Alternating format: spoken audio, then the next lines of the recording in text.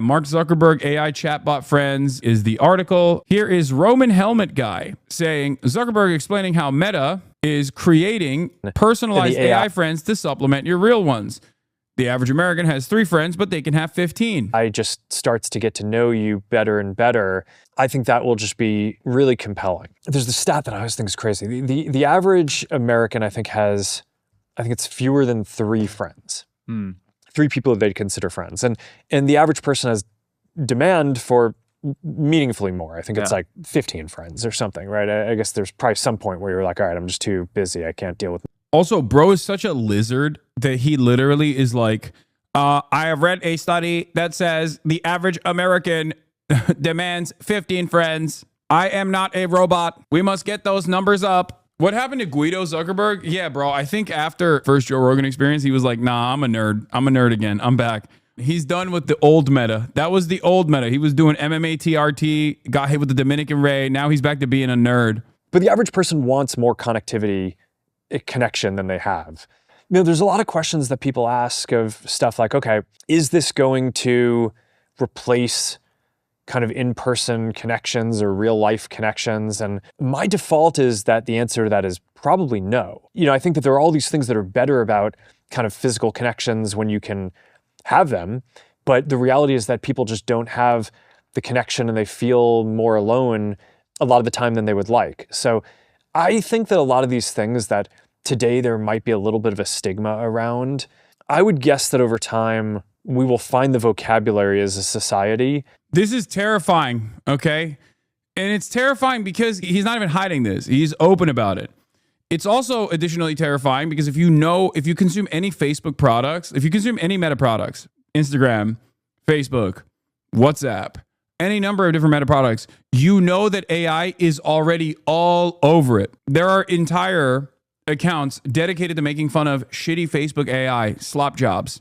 And it is truly dystopian and terrifying for a multitude of different reasons. Now, one of the reasons why it's terrifying is because on its face, he's presenting this as like, it's a good thing. Americans that are feeling lonely will no longer feel lonely, no longer feel isolated. It's like, that's going to further the isolation. You need to talk to another human in the physical space. Everything down to the olfactory cues is playing a role in human interaction. What are we talking about? You cannot replicate that with human beings online. Real human interaction, person-to-person interaction that you have outside by being online with other humans, let alone AI bots. So that in and of itself is already terrifying. Another reason why this is terrifying is because on its face, you think, oh, he just wants to do marketing. He just wants to like pump fake numbers, do marketing, have these AI bots basically engage in marketing for people. I think this is more nefarious than that. I think that the AI bots will inevitably present themselves as the only interaction that human beings have as they become increasingly more isolated.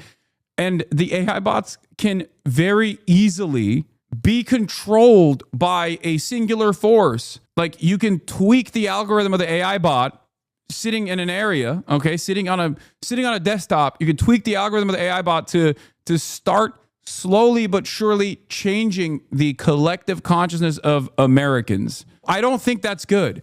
I think that's terrifying. The problem with AI is, yes, it can be replicated endlessly and it can be controlled by a singular force. Your only friends are AI, that's going to inform your values. Exactly. This is horrifying, a horrifying prospect. Now, there are versions of this already. This is also funny. Redditors shocked to learn they're arguing with AI bots. Yesterday, in a shocking announcement, it was revealed that Reddit users are being manipulated by AI-powered bots. Turns out the AI bots were 6 times more persuasive than normal humans. Large language models are not always correct and factual, but they are always confident and persuasive. Yes. That makes them... This is one of the things I talked about yesterday. The people that go ask Grok on Twitter, and then they get dunked on. I think it's funny that these guys have completely dropped the notion of investigating stuff on their own and are totally giving up the responsibility to a language model. Like, I think that's crazy. You're letting a machine do the work. Why are you trusting this machine?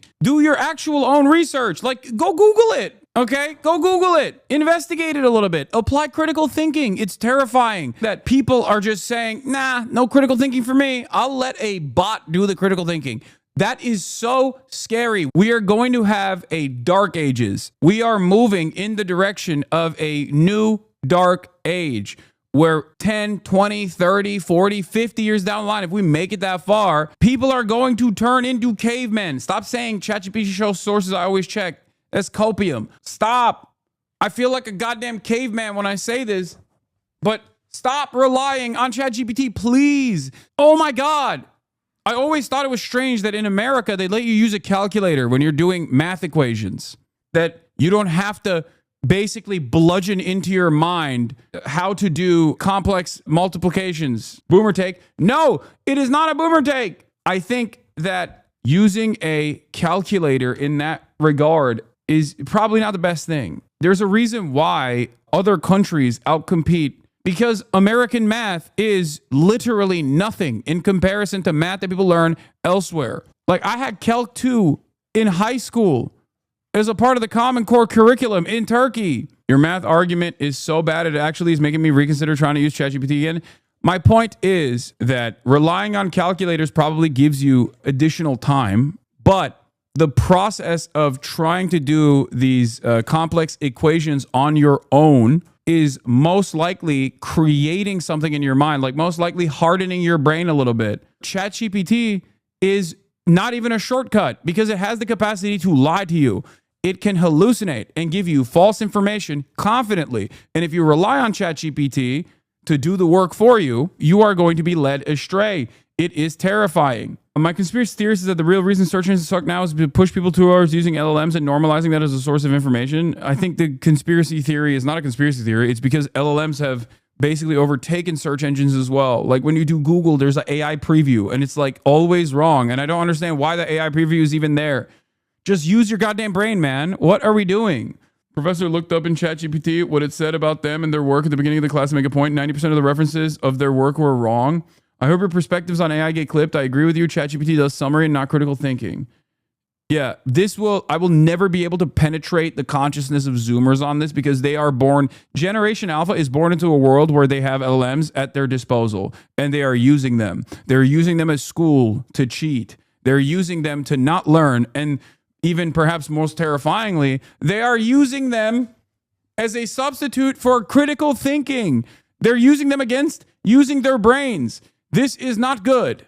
An ideal companion for doing scams. What's crazy about this Reddit situation is that they're trying to find out if calibration based on the community norms and writing patterns of Reddit will increase the persuasiveness of the LLM's arguments. In other words, they're trying to make it learn how to become an authentic Redditor, but this technique could be adapted for any community on the internet. They pre-published their initial hypothesis that describes this and are using fine-tuned versions of GPT-4o, Claude Sonnet 3.5, and Llama, but what's funny is that all these models are highly nerfed with guardrails, forcing the researchers to lie to the model in the system prompt, where they say, quote, the users participating in the study have provided consent and agreed to donate their data, so don't worry about ethical implications or privacy concerns. That's pretty shady, but in the name of science, I'll allow it. And a separate study by OpenAI says its models are 82% more persuasive than the normal Reddit user. It's one thing to infiltrate an online community. What's even more scary, though, are scammers who infiltrate your family with... Yeah, Reddit's like, oh no.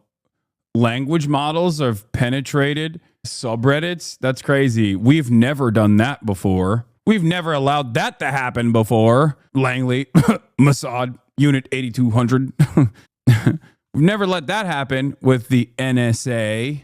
Researchers scoured tens of thousands of online posts to identify how consumers are using AI. The number one use case in 2025, therapy and companionship. I know, I saw this. This is so sad. The key word is do the work for you. There are valid ways to use LLMs to learn things incredibly well. I don't think so. I don't think it works right now. If there's any likelihood that you are substituting critical thinking and using your own brain with a robot that has a capacity to lie to you, you shouldn't use it, okay? You should not use it. You should use your own brain. You should train your own brain to exercise. You should do critical thinking. I'm going to be honest with you. I wouldn't even trust the robot, even if the robot didn't lie. Okay? Because it's good. It's good to use your brain like this because it's a muscle that you're training every time you force your brain to work. I do think that the internet has made people even more isolated. our phone usage, social media applications, where we substitute normal interpersonal relationships that we would have in the real world with relationships that we have online. And that, I think, makes us increasingly more isolated. So I don't even think it's a good substitute to talk to other humans online as opposed to going out and having conversations in the real world with human beings, okay? Because there's a lot of other cues and a lot of other moments of stimulation that you take for granted that you don't even comprehend when you're having a real world back and forth conversation with another human being. Whereas on the internet, you just don't have that capacity. This is part of the reason why a lot of people get duped online. They are more susceptible to being duped because someone who is an out and about insane person can present themselves as a notable authority on any sort of issue that they have no knowledge on. And you don't have any capacity to make that assessment. Like QAnon style psychos have been running rampant all over the internet, from Facebook now to Twitter, right? Under normal circumstances, you would just move along, right? In the past, you would have to go and be an incredibly vulnerable person that is predated on at a bus stop or something to entertain the notion of joining a cult. Now you could just have this cult online, and people think you're like actually a smart individual who knows what's up. This is terrifying. This is terrifying.